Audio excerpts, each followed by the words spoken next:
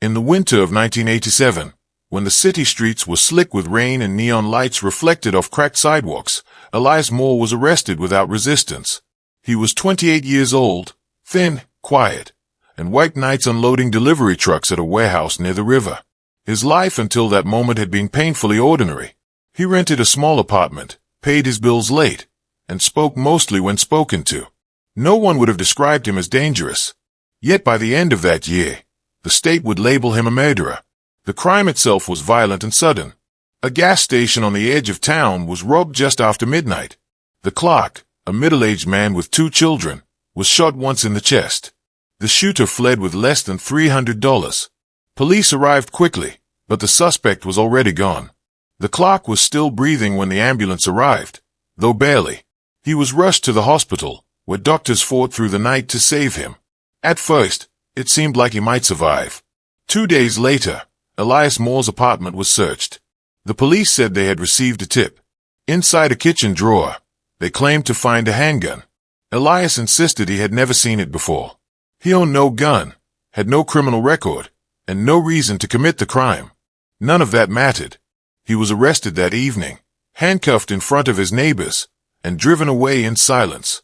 The trial moved quickly, too quickly. A single witness claimed to have seen Elias near the gas station that night. The lighting was poor, and the witness admitted he had only seen the man's face for a few seconds. Still, his testimony was accepted. The gun was presented as the murder weapon. The prosecution painted Elias as a desperate man with money problems and a hidden violent streak. His public defender barely spoke. Key questions were never asked. Evidence was taken at face value. When the clerk died weeks later from complications in the hospital, the charge was upgraded to murder. The jury deliberated for 3 hours. Elias stood when the verdict was read. Guilty. He felt the word settle into him like something heavy and cold. He did not cry. He did not shout. He looked straight ahead, trying to understand how his life had been taken apart so quickly and so completely. The judge sentenced him to 25 years to life. The words echoed through the courtroom, but Elias barely heard them. What he did hear was the sound of the gavel striking wood, sharp and final, like a door slamming shut. As deputies led him away, Elias turned back once. His mother was in the gallery, her hands shaking, her face pale. He opened his mouth to say something comforting, but no sound came out. The moment passed. He was gone. Blackridge State Prison rose from the countryside like a forgotten fortress. Thick stone walls, narrow windows, and razor wire that glinted in the sun. Elias arrived on a gray morning, processed without ceremony, stripped, searched, and issued a uniform that smelled faintly of bleach and old fabric. His name was replaced with a number. His belongings fit into a small cardboard box that was placed in storage. He would not see them again for decades. From the beginning, Elias kept to himself. Prison life was loud and aggressive, filled with constant tension, but he learned quickly how to disappear within it. He avoided trouble, followed orders, and spent long hours reading whatever books he could find. He worked in the prison library, a quiet job that suited him. Inmates began calling him the Quiet One, not out of kindness, but because silence made people uneasy. At night, locked in his cell, Elias replayed the trial in his mind. He thought about the unanswered questions, the evidence that did not make sense, the way no one seemed interested in hearing his side. He told himself that the truth would come out, that appeals existed for a reason, that mistakes were corrected in time. During his first year, he filed an appeal. It was denied. The court ruled that there had been no significant errors during the trial. Elias tried again, and again. Each denial was written in cold legal language that felt distant and uncaring. Still, he kept going. He wrote letters. He filled out forms. He learned the rules better than many guards did. Years passed in slow, grinding cycles. Seasons changed beyond the walls, marked only by shifts in temperature and light. Elias watched younger inmates arrive angry and leave hardened. He watched older ones grow sick and die. He marked time by library inventories and parole notices posted on the bulletin board. When his 25th year approached, something inside him changed. For the first time, release felt possible. He had done everything right. His record was clean. He had completed programs, earned praise from supervisors, and never been written up for misconduct. Other inmates told him parole was almost guaranteed for someone like him. Elias allowed himself to imagine it. Walking outside without fences. Breathing air that did not smell like concrete and disinfectant. Sitting at a table without being watched. The parole hearing was brief. The board members barely looked at him. They asked routine questions, then whispered among themselves. When they spoke again, their tone was flat. Parole denied. The reason given did not make sense. Incomplete case file. They told him important documents were missing and that they could not assess his eligibility properly. Elias tried to ask questions, but the guard signaled for him to stand. The hearing was over. Back in his cell, Elias sat on the edge of his bunk, staring at the wall. He had waited 25 years for that moment, and it had been taken from him by something vague and undefined. Missing papers. Incomplete records. Things he had no control over. He filed a complaint. He requested copies of his file. What he received was thin, far thinner than it should have been for a man incarcerated for a quarter of a century. Pages were missing. Dates jumped forward without explanation. Some reports looked newer than they should have been, as if rewritten long after the fact. That was when Elias began keeping a notebook. In it, he wrote everything. Names of guards. Dates of meetings. Exact wording of responses. He documented every denial, every excuse, every unanswered request. Writing gave him a sense of control, however small. It was proof that he still existed, that someone remembered what was happening to him, even if that someone was only himself. One night, after lights out, he wrote a sentence that frightened him more than any threat ever had. They don't want me to leave. At the time, it felt like a thought born of frustration, a fear exaggerated by years of confinement. But as days turned into months, and months into years, that fear began to feel real. Other inmates with worse records were being released. Men who had been violent, who had broken rules, who openly admitted their guilt. Elias watched them pack their belongings and walk out through the same doors that never opened for him. When he asked why, no one could give him a clear answer. Guards avoided the subject. Counselors shrugged. Administrators blamed paperwork. And Elias Moore stayed. Still quiet. Still obedient. Still waiting. Unaware that the reason he remained behind those walls had nothing to do with justice, and everything to do with something far darker that had been set in motion long before his trial ever began. By the time Elias Moore entered his 30th year inside Blackridge State Prison, time had lost its shape. Days no longer felt separate. Weeks blended together, marked only by meal schedules and count times. Elias had learned how to exist without expecting change, but the denial of parole planted a restlessness inside him that would not fade. It was not anger. It was confusion, deeper and more unsettling. He had followed every rule the system demanded, yet the system itself seemed unable to explain why he was still there. After the parole denial, Elias began requesting access to his complete institutional file. Each request followed proper procedure. Each response came back delayed and vague. When he finally received a partial copy, he immediately noticed something was wrong. The early years of his incarceration were documented in detail, but the record stopped abruptly in the mid-1990s. After that, there were only scattered pages, some typed, some handwritten, many unsigned. Entire years were missing. Elias brought this to the attention of his assigned counselor, a young man named Daniel Reyes. Daniel was new to Blackridge and still believed in the idea that the system could correct itself if errors were exposed. He listened carefully as Elias laid out the gaps in his file, his voice calm but urgent. Daniel promised to look into it. At first, Daniel assumed it was a simple clerical issue. Blackridge was old. Files were transferred, scanned, and rescanned over decades. Mistakes happened. But when Daniel attempted to access Elias's digital record, he encountered a problem. The database showed activity only until 1994. Everything after that had been entered manually, years later, and some entries were marked as administrative reconstruction. That phrase bothered him. Daniel requested the original court transcripts. The clerk's office responded weeks later, claiming the documents had been destroyed in a flood years earlier. When Daniel asked for police evidence logs, he received a partial set. Several pages were missing. The explanation given was the same. Lost, damaged, misfiled.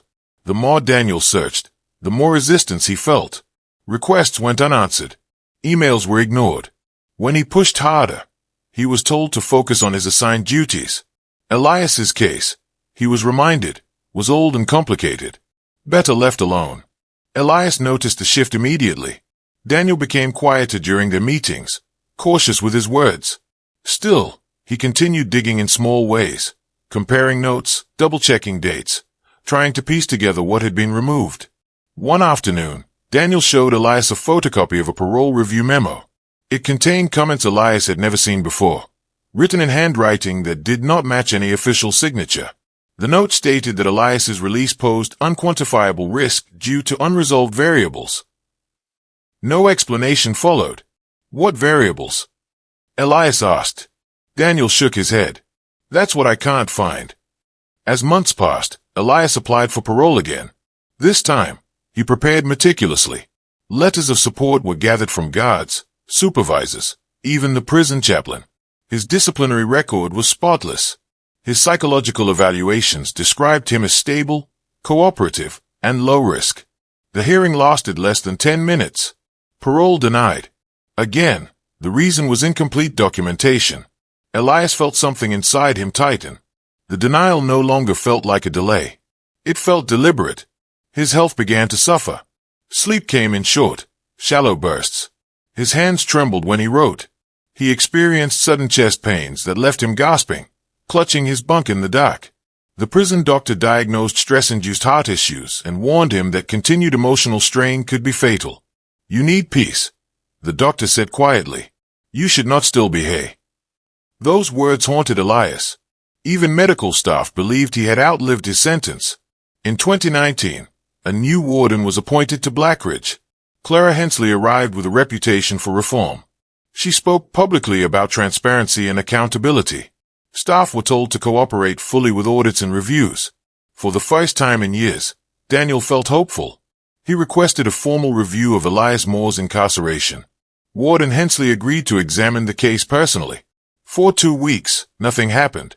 Then Daniel was called into an administrative office and informed that he was being transferred to another facility effective immediately. No misconduct was cited. No explanation was given. His access to Blackridge records was revoked that same day. Before leaving, Daniel slipped a note into Elias's hand during their final meeting. Be careful, it read. Some files are safer buried. The transfer sent a chill through Elias. It confirmed what he had begun to suspect. Someone did not want questions asked. Someone with authority. Soon after, Warden Hensley stopped responding to requests regarding Elias's case. Meetings were cancelled. Emails bounced back. When Elias tried to follow up through official channels, he was told the matter was under review. Then the lockdown happened. Late one evening, shouting erupted in the cell block. An inmate had attacked a guard near the showers. Alarms blared. Doors slammed shut. Prisoners were ordered to lie face down on the floor as armed officers swept through the corridors. The lockdown lasted for hours. When Elias was finally allowed to stand and return to his cell, something felt wrong immediately. His locker was open. His mattress had been removed and replaced. His personal items were scattered, poorly reorganized. His notebooks were gone. Every record he had kept for years, every name and date in denial, had vanished. Elias reported the missing property. The officer taking the report barely looked at him. Must have been misplaced during the search, he said. File a request. Elias did, knowing it would lead nowhere. From that point on, subtle changes followed. Guards who had once treated him neutrally became distant. Some avoided eye contact. Others watched him too closely. Conversations stopped when he entered a room. The library schedule was changed, and Elias was reassigned to kitchen duty without explanation. It was as if he had crossed an invisible line. He continued applying for parole, though hope was fading. Each denial arrived faster than the last. The wording became more impersonal, more final. One notice warned that continued applications without resolution of administrative discrepancies could be considered disruptive. Disruptive. The word felt like a threat. In early 2020, Elias collapsed in the yard during morning recreation. Pain tore through his chest, sharp and terrifying. He was rushed to the infirmary, where doctors stabilized him. Lying in the narrow bed, staring at the ceiling, Elias felt the weight of his years pressed down on him all at once. He realized that the system did not need to execute him. It could simply wait. After his recovery, Elias requested compassionate release based on medical grounds. The request was never acknowledged. Instead, a note appeared in his file stating that his housing assignment had been changed for administrative reasons. He was moved to a quieter wing, one with fewer inmates and more cameras. The isolation was subtle but effective. Days passed without conversation. Meals were slid through a slot in the door. Elias began talking to himself just to hear a human voice. At night, he tried to remember his life before prison. Faces blurred. Streets felt unreal. He worried that even if he were released, the world would feel foreign, hostile, unreachable. Perhaps that was the point. Still, one question refused to leave him. Why? Why was a man with a clean record, failing health, and a completed sentence still locked away because of paperwork that no one could produce? The answer, though he did not yet know it, was buried deeper than any missing file. And the closer anyone came to uncovering it, the more dangerous Elias's existence became. His sentence had not simply been extended. It had been quietly erased. And as long as that erasure remained hidden, Elias Moore would remain exactly where the system needed him to be. The envelope arrived on a rainy Tuesday morning, slipped through the mail slot of a small newsroom already struggling to stay alive. It had no return address, no stamp that stood out, just a plain manila envelope with a name written carefully in blue ink, Mara Quinn. She had been a journalist for nearly 15 years, long enough to recognize when something ordinary was carrying the weight of a secret. She opened it slowly, half expecting nothing, half expecting everything. Inside was a single photocopied document and a short handwritten note. The document was a prison intake form from Blackridge State Prison. The name typed across the top was Elias Moore. The date was 1987. Most intake forms listed expected release dates, parole eligibility, or sentencing notes. This one did not. The space where a release date should have been was left blank. Across the top of the page, written in thick red ink, were 3 words that made Mara's stomach tighten. Do not process. The handwritten note was brief. He was never meant to leave. Find out why. Mara had covered wrongful convictions before. Corrupt cops, coerced witnesses, lazy investigations. But something about this felt different. The language was wrong. Do not process was not a legal term. It sounded administrative, almost operational, as if Elias Moore were not a prisoner but a file someone had decided to freeze in time. She began where all journalists begin, with public records. Elias Moore's case existed, but barely. His conviction was listed in court archives, but transcripts were incomplete. Appeals were logged without attached rulings. Prison records showed continuous incarceration but offered no explanation for repeated parole denials. It was as if his life after sentencing had been deliberately blurred. Mara requested an interview with the Department of Corrections. The response came back quickly and said almost nothing. Elias Moore, she was told, remained incarcerated due to unresolved legal complexities. No further comment. That phrase stayed with her. Legal complexities. It was vague enough to hide anything. She turned to the crime itself. The gas station robbery. The clock. The gun. The witness. Old cases had a way of loosening over time, details slipping through cracks left by fading memories and lost interest. She requested hospital records related to the clerk's death. What she found surprised her. The clerk had not died at the scene. He had survived the shooting and was conscious when he arrived at the hospital. Doctors initially believed he would recover. He died weeks later from a severe infection. The death certificate listed complications, not direct trauma from the gunshot. That meant the charge should have remained attempted murder. Yet Elias had been convicted of murder. Mara dug deeper. She found the original police report. In an early draft, the charge was indeed listed as attempted murder. In a later version, the language had been changed. The date of the revision was after Elias's arrest, but before the clerk's death. Why would the charge be upgraded before the victim died? She tracked down the witness, now an older man living quietly several towns away. At first, he refused to talk. When she mentioned Elias Moore's name, his face drained of color. I told them what they wanted, he said finally, his voice low. They said the man they arrested was dangerous. They said if I didn't help, things could get complicated for me. He admitted he had not been sure it was Elias he saw that night. The streetlight had been broken. The figure was running. He had guessed. The police filled in the rest. Mara recorded the interview. her hand shaking slightly as she realized how fragile the foundation of Elias's conviction truly was. Then came the gun. According to evidence logs, the handgun supposedly found in Elias's apartment had been logged into police evidence 2 days before his arrest. At first, Mara thought it was a typo. She checked again. Then she checked a third time. The date did not change. The implication was clear and terrifying. The weapon had been in police custody before Elias was ever connected to the crime. Mara published a preliminary article online. It was cautious, factual, and heavily sourced. Within hours, it began to spread. Readers were drawn to the mystery, to the idea of a man lost inside a system that could not explain itself. Advocacy groups took notice.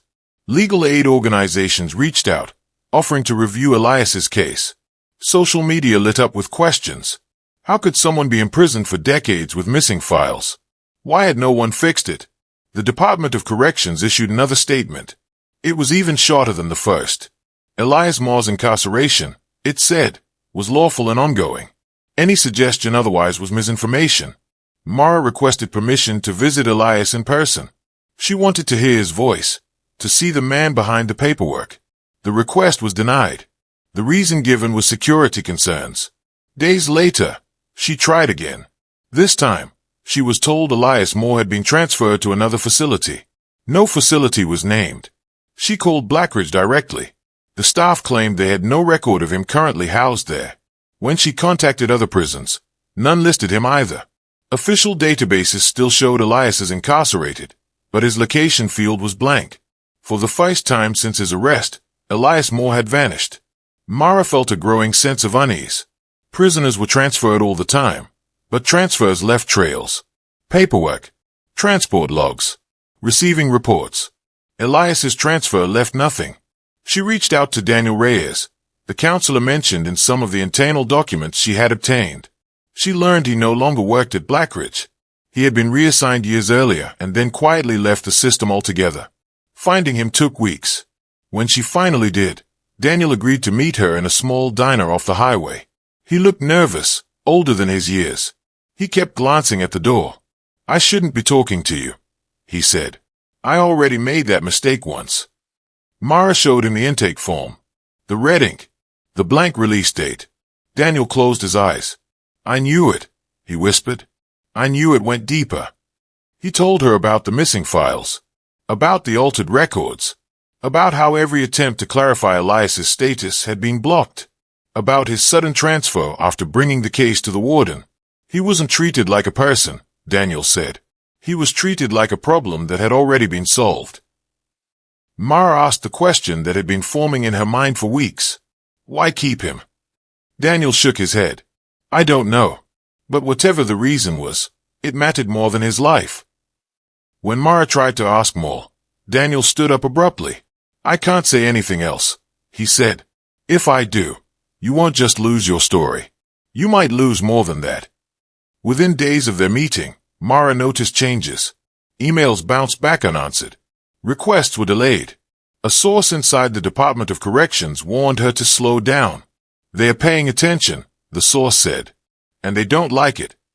Despite the pressure, legal aid groups filed an emergency motion demanding Elias Moore's immediate release based on wrongful conviction and unlawful detention.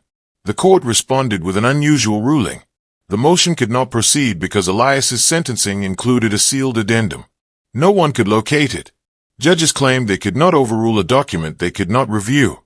Prosecutors said they had never seen it. Clark said it was classified. Classified. The word echoed through the courtroom like a bad joke. Mara wrote another article, this one sharper, angrier. She described a man trapped in legal limbo, erased by missing files and sealed orders. She asked a simple question at the end. If no one can explain why he is still imprisoned, who is responsible for keeping him there? Public outrage followed. Protests formed outside Blackridge. Lawmakers called for investigations. News channels began to cover the story. For the first time in decades, Elias Moore's name was spoken loudly. And somewhere, unseen and unheard, Elias remained locked behind a door that no longer officially existed. He had become more than a prisoner. He had become a mistake the system could not afford to admit. As public pressure grew and Elias Moore's name spread across news channels and social media, the official response became strangely restrained. There were no feigned denials, no detailed explanations, only carefully worded statements that seemed designed to say nothing at all. For Mara Quinn, this silence was louder than any confession. It suggested that the truth, whatever it was, could not survive daylight. She began reaching out to people who no longer had careers to protect. Retired corrections officers, former administrators, clerks who had left quietly years ago. Most refused to talk. Some hung up the phone the moment she mentioned Elias's name. Others claimed they remembered nothing. But eventually, one man agreed to meet, on the condition that nothing he said would be attributed to him, not even indirectly. He chose a park far from the city, a place with open space and no walls. He arrived early, sat facing the path, and kept his sunglasses on even as the sun dipped lower. "You're asking the wrong question," he said after Mara explained what she was investigating. "What's the right one?" she asked. "Not why he was kept," the man replied, "but what he was kept for." He explained that in the late 1980s, during a period of intense political fear and shrinking public trust, several prisons across the country had quietly partnered with federal agencies on experimental programs. These programs were not officially acknowledged. They did not appear in budgets or policy statements. They were buried under layers of bureaucratic language and compartmentalization. The goal was not rehabilitation. It was control. Certain inmates were selected not because of their crimes, but because of their profiles. Quiet men. Socially isolated. No strong legal representation. No media attention. People whose absence would not raise alarms. They were used to study the long-term psychological effects of indefinite confinement under the appearance of legality. No release dates. No clear paths forward. Just endless time and shifting justifications. These men weren't supposed to be released, the man said. They were supposed to be observed. Mara felt a chill crawl up her spine. Observed by whom? He did not answer directly. Blackridge was one of the sites, he continued. Most of the records were destroyed when the program ended. Too many questions. Too much liability. The idea was to erase the experiment completely. And Elias? Mara asked. The man hesitated. Somebody forgot to erase him. Or perhaps, Mara thought, somebody remembered him too well. According to the man, when the program was shut down in the mid-1990s, most participants were quietly reprocessed. Sentences adjusted. Transfers made. Inmates released or reassigned under ordinary circumstances. But Elias's file had been flagged early. The red ink on his intake form was not a warning about danger. It was an instruction. Do not process. He was never meant to be part of the normal system, the man said. Once he went in, he was supposed to stay. Mara left the park shaken. The story had crossed from negligence into something far darker. Elias Moore was not a victim of a broken system. He was a victim of a system that worked exactly as intended. She verified what she could. Old budget documents hinted at funding streams that led nowhere. Internal memos referenced long-term compliance studies without details. A retired psychologist admitted, reluctantly, that he had conducted evaluations at Blackridge that were never included in inmate files. They told us not to keep copies, he said. They said it was for national security. The phrase felt absurd now. What threat could a quiet warehouse worker possibly pose to a nation? As the story expanded, lawmakers demanded answers. An oversight committee announced hearings. Protesters gathered outside Blackridge, holding signs with Elias's name and photos of empty prison doors.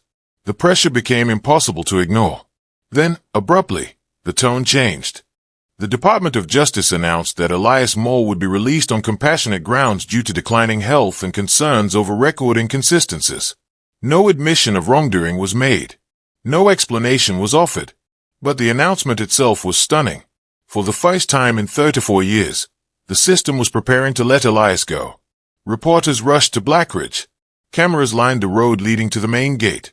Mara stood among them, heart pounding, imagining the moment Elias would step into the light. She wondered what he would look like now. What words he might say after decades of silence. Inside the prison, the mood was tense. Guards avoided questions. Administrators moved quickly, speaking in hushed tones. No one seemed willing to confirm where Elias was being held or when he would be brought out. An hour passed. Then another. The gate remained closed. Finally, a government spokesperson stepped forward. His face was pale, his voice controlled. "There's been a complication," he said. The word hit the crowd like a blow. According to the official statement, Elias Moore had suffered cardiac arrest during the night. He was pronounced dead in the early morning hours. The release would not proceed. Questions exploded from every direction. Had he been ill? Had medical staff been present? Could his death have been prevented? The spokesperson offered no details. An autopsy, he said, was unnecessary. Elias's health issues were well documented. His body had already been cremated at the request of the state. Mara felt the ground shift beneath her feet. The timing was impossible to ignore. Elias survived decades of confinement, only to die hours before his release. The system had waited until the very last moment. Public outrage turned into fury. Accusations of cover-up filled the air. Protesters shouted that Elias had been silenced. Officials promised internal reviews. But without a body, without files, without witnesses willing to speak on record, there was nothing concrete to investigate. Elias Moore had died as he lived in prison. Invisible. Mara refused to accept the official story. She reviewed medical logs she had managed to obtain. They were sparse, oddly sanitized. Timestamps did not align. The nurse listed as on duty during the night shift had retired years earlier.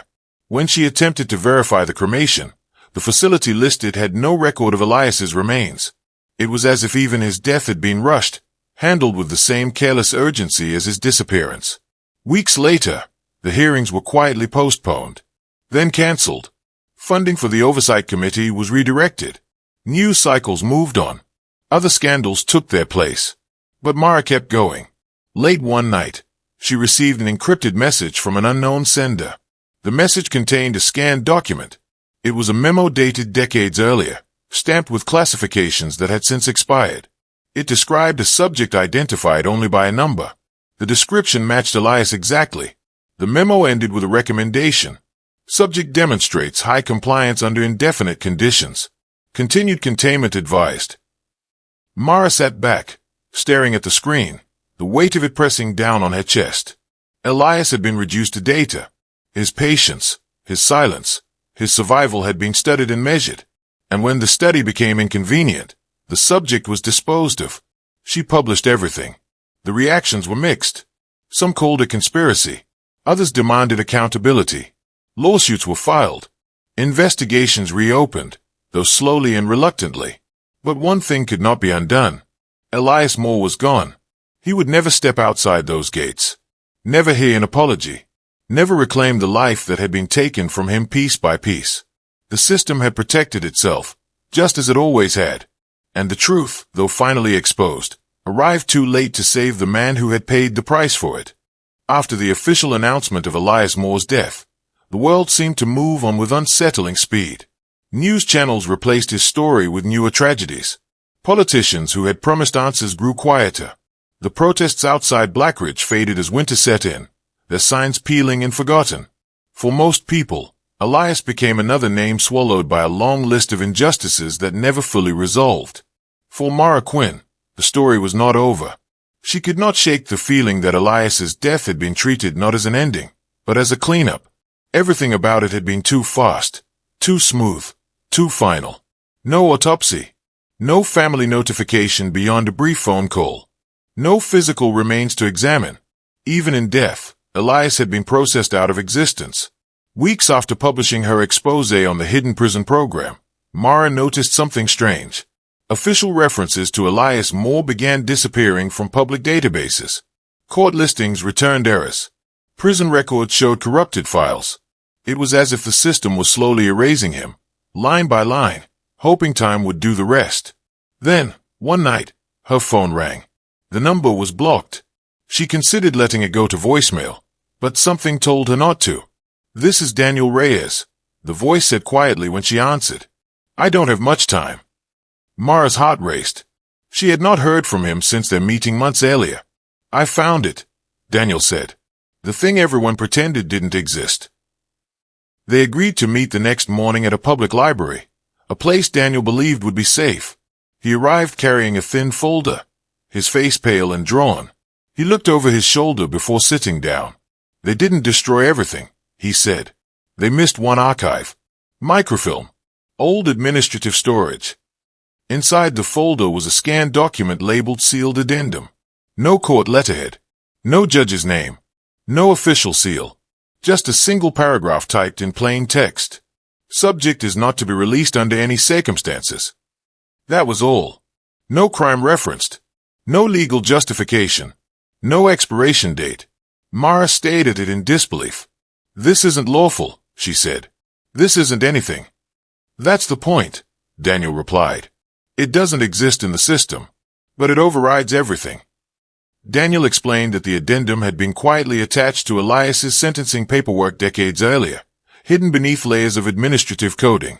It was not signed because it did not come from a judge. It came from outside the judicial process entirely. That's why no one could find it, Daniel said, and why no one dared to challenge it once they knew. Mara realized then that Elias had never been fighting a sentence. He had been fighting an instruction, an order that did not care about innocence, rehabilitation, or time served. An order that existed only to be obeyed. Why show me this now? She asked. Daniel swallowed. Because once he died, the order lost its purpose. And because I don't want to carry it anymore. He told her that after Elias's death, several internal audits had quietly taken place. Files were reviewed. Directives were reassessed. The system was not admitting guilt, but it was making adjustments. Programs were renamed. Language was softened. The past was being buried under updated policies. But the damage is already done, Daniel said. To him. And to others like him. How many others? Mara asked. Daniel hesitated. I don't know. That's what scares me. Mara published the addendum the following day. The reaction was immediate and explosive. Legal experts called it unconstitutional. Human rights organizations demanded international investigations. The idea that someone could be imprisoned indefinitely based on an unsigned sentence shattered what little trust remained in the system. The government responded with denial. They claimed the document was fabricated. A forgery. They insisted no such authority existed. Yet they never explained how it appeared in official archives or why it aligned so perfectly with Elias's vanished records. Lawsuits followed. Some were dismissed. Others dragged on. Settlements were quietly offered with strict confidentiality clauses. No one admitted wrongdoing, but no one denied the suffering either. Elias Moore's mother did not live to see the full fallout. She passed away months after his death, having waited decades for a phone call that never came. In her small apartment, Mara found boxes of letters Elias had written over the years, each one carefully folded. Many never answered. In one of the last letters, Elias had written something that stopped Mara cold. I think they are waiting for me to die so the question goes away. He had known. As Mara worked on the final cut of her documentary, she struggled with how to end it. There was no justice to show. No courtroom victory. No late release. Only a man who had endured quietly until the system decided he was no longer useful. In the final scenes, she chose silence. She showed the empty prison gate at dawn. The library where Elias once worked. The cell now occupied by someone else who knew nothing of the man who had lived and aged there. She read the addendum aloud, her voice steady but heavy. Then she asked the question that refused to let her sleep at night. If Elias Moore was never meant to be released, was he ever meant to be alive? The documentary aired to millions. Viewers were shaken by its simplicity, by the lack of dramatic violence, by the quiet cruelty of a system that could erase a man without ever raising its voice. Elias's story became a symbol, a warning about what happens when oversight disappears and power stops answering questions. In the months that followed, small changes began to surface. Policies were reviewed. Oversight committees were reinstated. Whistleblower protections were strengthened. None of it could bring Elias back, but it suggested that his suffering had not been entirely invisible after all. Still, there were moments when Mara wondered how many doors like his still existed. How many people were living inside sentences that had no end, no explanation, and no witnesses. One evening, long after the attention had faded, Mara received a message from an anonymous sender. It contained a single line. Thank you for saying his name. She never found out who sent it. Elias Moore's name remains in certain archives to this day. His record still lists no release date. No formal apology has ever been issued. No official memorial stands in his honor. But his story survives. It survives in the questions he forced into the open, in the fear he exposed behind closed doors, in the uncomfortable truth that justice, when left unchecked, can quietly become something else entirely. The prison that held Elias still stands. Its gates still open and close every day. People still go in believing there's a way out. And somewhere in the paperwork, buried deep beneath procedures and policies, is the reminder of a man who reached the final door and found it was never meant to open. Not for him, and not, perhaps, for others who remain unseen.